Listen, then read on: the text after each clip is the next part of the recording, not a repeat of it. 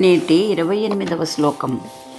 ధ్వాంతధ్వంసం విధత్తే నతపతి రుచిమన్నాతి రూపం వ్యనక్తి న్యక్త్వం నీత్వాపి నక్తం న వితరతి తరాం తావదహ్నస్త్విషం యః స ప్రాతర్మా విరంసీద సకలపటిమా పూరయన్ యుష్మదాస మాశాకాశావకాశావతరణ తరుణ ప్రక్రమో అర్కప్రకాశ. ఈ శ్లోకంలో సూర్యదేవుని యొక్క తీవ్ర సౌమ్య రూపములు రెండింటినీ ప్రతిపాదిస్తున్నాడు మయూరుడు. ఆదిత్యం చ శివం విద్యాత్ శివమాదిత్య రూపిణం ఉభయోవంతరం నాస్తి ఆదిత్యస్య శివస్య చ అనే శాస్త్రవచనం ప్రకారంగా సూర్యుడే ప్రత్యక్షంగా కనిపించే శివస్వరూపమైన జ్యోతిగా, జ్యోతిర్లింగంగా చెప్పబడుతున్నాడు. అసౌయస్తామ్రో అరుణవుత బభ్రుస్సుమంగళ రుద్రాభితో దిక్షుశ్రితా సహస్రో వై అంటూ రుద్రమంత్ర ప్రకారంగా వేదం సూర్యుని గురించి మాట్లాడేటప్పుడు మాత్రమే అసౌ అనే శబ్దాన్ని ప్రయోగించింది. అసౌ అనగా ఇదిగో ఈయనే, ఈ కనిపిస్తున్న ఇతడే అని అర్థం. సూర్యో అసౌ రుద్ర ఉచ్యతే అని చెప్పినట్లుగా రుద్రుడే ప్రత్యక్షంగా సూర్యస్వరూపుడై తామ్ర అరుణ పింగళ వర్ణములతో మంగళకరంగా ప్రకాశిస్తున్నాడు అని అర్థం. అనగా సూర్యస్వరూపుడైన రుద్రుడు మధ్యాహ్న సమయంలో ప్రచండంగా తామ్రవర్ణంలోనూ, సూర్యోదయ సూర్యాస్తమయ సమయాలలో అరుణ పింగళ వర్ణములలోనూ ప్రసన్నంగా ప్రకాశిస్తున్నాడని చెప్పవచ్చు. ఈశానాయ సూర్యమూర్తయే నమః అంటూ శివుని అష్టమూర్తులలో ఒకడైన ఆ సూర్యదేవుడు ఈశానాయ అని పిలువబడుతున్నాడు. మరొక అర్థంలో ఈశాన్యానికి ఈశ్వరుడే అధిపతి. సకల దేవతా స్వరూపుడై ప్రత్యక్షంగా గోచరించే ఆ సూర్యదేవుడే సాక్షాత్తు శివస్వరూపంగా వేదం రుద్ర ప్రథమ అనువాకంలోనే సుస్పష్టం చేసింది. సూర్యుడు సర్వకాల సర్వావస్థలలోనూ ఉన్న శాశ్వతమైన జ్యోతిస్వరూపం. అంతేకాకుండా ఈ శ్లోకంలో రుద్ర మంత్రాలను కూడా అంతర్లీనంగా నిక్షిప్తం చేశాడు మయూరుడు.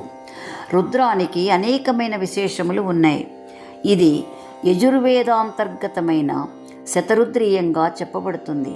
అందుకే సామవేదీయులైన అప్పయ్య దీక్షితుల వారు యాజుషీ శాఖానా అల్పస్య తపసఫలం అన్నారు. యజుర్వేద శాఖలో జన్మించటం ఎంతో పుణ్యం వల్ల కానీ లభించదు అని సాక్షాత్తు అప్పయ్య దీక్షితుల వారు స్వయంగా చెప్పడం జరిగింది. అసలు వేదానికి హృదయం యజుర్వేదం అనటంలోని అంతరార్థం ఏమిటంటే, ఆ యజుర్వేదంలోనే రుద్రాధ్యాయం ఉన్నది. ఆ రుద్రంలోని 8వ అనువాకంలోనే పంచాక్షరీ మహామంత్రం ఉన్న కారణంగా యజుర్వేదం వేదమాత హృదయంగా చెప్పబడుతుంది.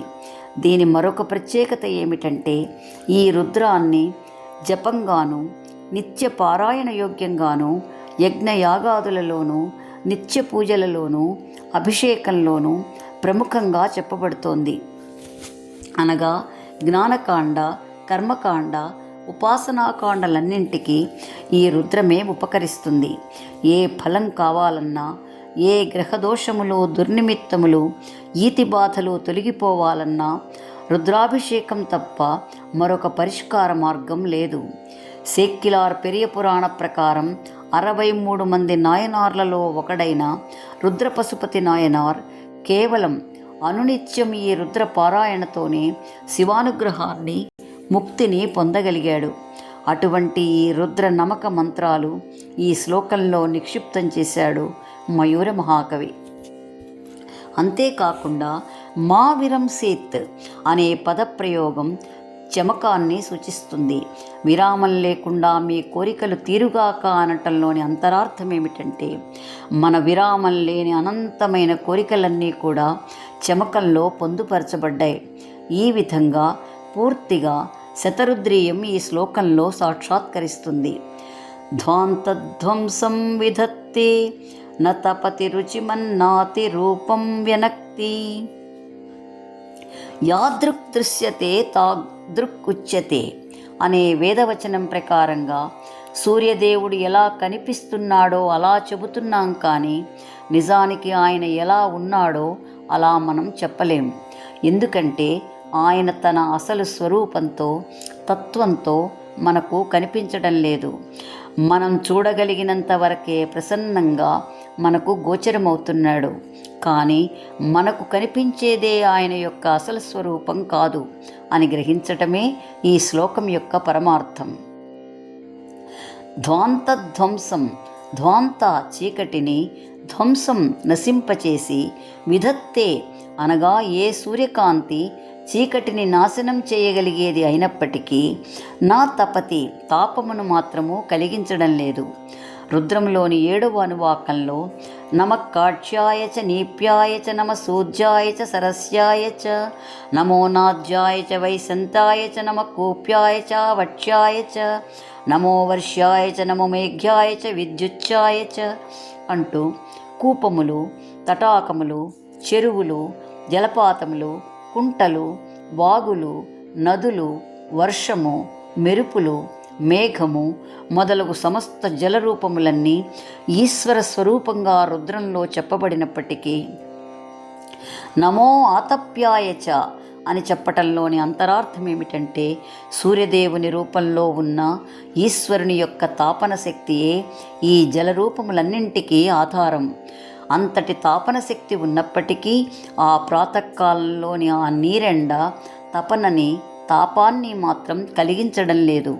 అనగా నా ప్లస్ అతిరూపం ఆయన యొక్క పూర్తి స్వరూపాన్ని, రుచిం పూర్తి కాంతిని వినక్తి ప్రకటించబడటం లేదు అని అర్థం.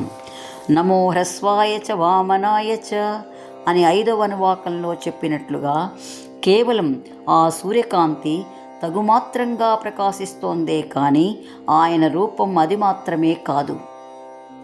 వెంటనే రుద్రం నమో బృహతే చ వర్షీయసే చ నమో వృద్ధాయ చ సమృద్ధ్వనే చ అని చెప్పినట్లుగా బృహత్ స్వరూపమే కాకుండా సమృద్ధ్వనే చ పరిపూర్ణుడైన ఆ ఈశ్వరుడే ఈ ప్రత్యక్షంగా కనిపించే సూర్యదేవుడు అని రుద్ర నమక మంత్రములలోని అంతరార్థం. న్యక్త్వం నీత్వాపి నక్తం న వితరతితరాం తావదహ్నస్త్విషం యః.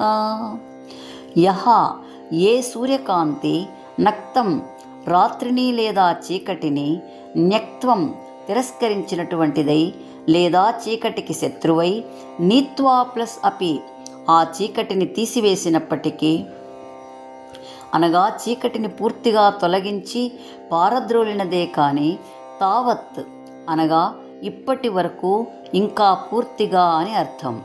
అహ్నహ పగటికి అనగా పగటి సమయమునకు సరిపడినంతగా, త్విష కాంతిని, నా వితరతితరాం ఇవ్వడం లేదు. పూర్తిగా అసలైన స్వరూపంతో సూర్యకాంతి ఇంకా ప్రసరించటం లేదు అని అర్థం. మధ్యాహ్న సమయం నాటి సూర్య తేజస్సు ఈ ప్రాతకాల సమయంలో ఇంకా ప్రారంభం కాలేదు అని చెప్పవచ్చు. రుద్రం 8వ అనువాకంలో నమ సోమాయ చ రుద్రాయ చ నమ సామ్రాయ చ అరుణాయ చ నమ శంగాయ చ పశుపతయే చ నమ ఉగ్రాయ చ భీమాయ చ అని చెప్పినట్లుగా తామ్రవర్ణంలో ప్రచండంగా ఉగ్రంగా ఉండేవాడు, అరుణవర్ణంలో సౌమ్యంగా ఉండి శంగాయ చ సుఖాన్ని కలిగించేవాడు, అజ్ఞాన తిమిరాన్ని తొలగించటమే కాకుండా పశుపతి అయి భవపాశాన్ని హరించే ఆ రుద్రుడే అసౌ ఈ కనిపించే సూర్యభగవానుడు అని రుద్రమంత్రములను ఇక్కడ భావన చేయవచ్చు. అంతేకాదు కేవలం చీకటి తొలగించినంత మాత్రమున పగలు అయినదని భావన కాదు. ఇంకా ప్రచండంగా సూర్యకాంతి ప్రసరిస్తే తప్ప సృష్టి కార్యోన్ముఖం కాదు. జ్ఞానజ్యోతి మరింతగా ప్రకాశిస్తేనే భగవత్ సాక్షాత్కారం లభిస్తుంది.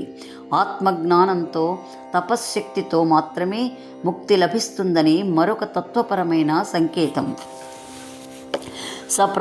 ఈ తరువాత 2 పాదాలను కలిపి భావన చేస్తే సప్రాతర్మా విరంసీద సకల పటిమా పూరయన్ యుష్మదాశ ఆశాకాశావకాశావతరణ తరుణ ప్రక్రమో అర్కప్రకాశ. ప్రాతః ఆ ప్రాతకాల సమయంలో అసకల పటిమ, అసకలం పరిపూర్ణం కానటువంటి లేదా తన సకలమైన సమస్తమైన పటిమ శక్తితో వేడిమితో ప్రసరించినటువంటి సహా అటువంటి అసంపూర్ణమైన అతి ప్రసన్నమైన ప్రక్రమో ఈ సంస్కృత శబ్దానికి ప్రారంభం నేర్పుతో ఒక క్రమ పద్ధతిలో ముందుకు అడుగులు వేస్తూ పయనాన్ని కొనసాగించటం అని అర్థం. ఆ విధంగా నేర్పుతో పగలును ప్రారంభించిన తరుణ బాలసూర్యుని వలె అప్పుడే ఉదయించిన అరుణోదయ కాంతి ఆశాకాశావకాశావతరణ. ఆశ అసువ్యాప్తౌ అనే ధాతువు ప్రకారంగా అంతటా వ్యాపించినవాడు అని ఒక అర్థం. ఆశ అనగా దిక్కులు అనే మరొక అర్థం ప్రకారంగా దిక్కులన్నిటా వ్యాపించినవాడు అని కూడా చెప్పవచ్చు. ఆకాశ ఆకాశం యొక్క, అవకాశ ఆకాశ మధ్యంలో, అవతరణ అవతరించినటువంటి ఉదయించిన ఆ సూర్యదేవుడే సాక్షాత్తు పరమేశ్వరుడు అని రుద్రంలోని 5వ అనువాకం నమో ఆశవేచ జిరాయచ అనే మంత్రం స్పష్టం చేస్తోంది. ఆశవేచ దిక్కులన్నిటా తానై, అజిరాయచ గమనంలో నేర్పరి అయిన ఈశ్వరునికి నమస్కారమని రుద్రమంత్రం. సూర్యపరంగా భావన చేస్తే సూర్యుని మించిన గమనం చేసేవారు మరి ఒకరు లేరు. అంతేకాదు ఆకాశ మధ్యంలో అవతరించిన తరుణ బాలుని వలె ఉన్న అనగా 6వ అనువాకంలో నమో జ్యేష్ఠాయ చ కనిష్ఠాయ చ నమో మధ్యమాయ చ పగల్భాయ చ నమో పూర్వజాయ చ అని చెప్పినట్లుగా మొదటివాడు, చివరివాడు, మధ్యమాయ చ మధ్యలో ఉన్నవాడు ఆ ఈశ్వరుడే. సూర్యోదయ సూర్యాస్తమయ మధ్యాహ్న సమయంలోని సూర్యుని రుద్రునిగా భావన చేయవచ్చు. పూర్వజాయ చ సృష్టికి పూర్వమే ఉన్నవాడు అని రుద్రపరమైన అర్థమైతే, పూర్వదిశి అనగా తూర్పు దిక్కునందు ఉదయించువాడు అని పూర్వజాయచ అనే రుద్రమంత్రానికి సూర్యపరంగా భావన చేయవచ్చు. అపగల్భాయచ ఎదగని ఇంద్రియముల స్థితిలో ఉన్న రుద్రుడు అనగా శిశురూపంలో ఉన్నవాడు అని రుద్రపరమైన అర్థమైతే, ఈ ప్రాతకాల సమయంలో సూర్యకాంతి పూర్తి స్థాయిలో ప్రసరించటం లేదు కాబట్టి అపగల్భాయచ అంటూ ఆదిత్యస్య శివస్య చ సాక్షాత్తు అసౌ ఈ కనిపిస్తున్న సూర్యుడే సాక్షాత్తు రుద్రుడు అని శతరుద్రీయం స్పష్టం చేస్తోంది. సహా అటువంటి అర్క ఆ సూర్యదేవుని యొక్క ప్రకాశ కాంతి యుష్మత్ మీ యొక్క ఆశా కోరికలన్నింటినీ పూర్తి చేయుటలో మా ప్లస్ విరంసేత్ విరామము పొందకుండుగాక అని ఆకాంక్షిస్తున్నాడు మయూరుడు. ఏ సూర్యకాంతి అయితే చీకటిని పారద్రోలినప్పటికీ పూర్తిగా పగటి సమయాన్ని వేడిమిని కలిగించటం లేదు, ఏ సూర్యకాంతి చీకటికి శత్రువైనప్పటికీ తన పూర్తి ప్రకాశాన్ని ప్రసరింపచేయటం లేదో, దిక్కులన్నిటా వ్యాపించి ఆకాశ మధ్యంలో ప్రకాశించే ఆ అర్క తేజస్సు మీ యొక్క కోరికలనన్నింటినీ తీర్చటంలో విశ్రాంతిని పొందకుండుగాక నిర్ణీతమైన పద్ధతిలో నిరంతరం ముందుకు అడుగులు వేస్తూ గమనం చేస్తున్న ఆ సూర్యకాంతి మీ కోరికలను కూడా నిర్విరామంగా సఫలం చేయుగాక అని ఆకాంక్షిస్తున్నాడు మయూర మహాకవి. ఈ శ్లోకానికి జంఛాల వారి అనువాదం.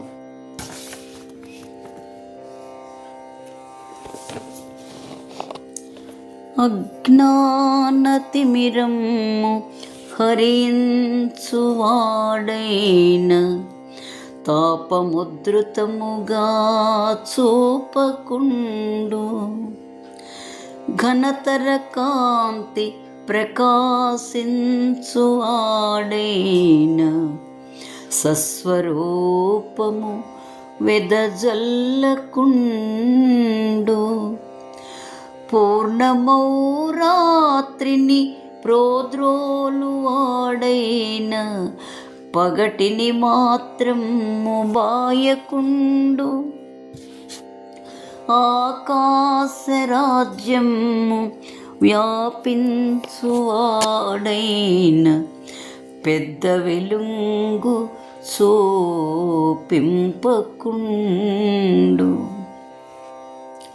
గురువు శిష్యున జ్ఞానము కోల్చు రీతి తన మహాశక్తి చూపక తగిన రీతి నదిగొనుపకారమునరించు రవికరము అనుజ పల్కుమా వేగము స్వాగతం. స్వస్తి.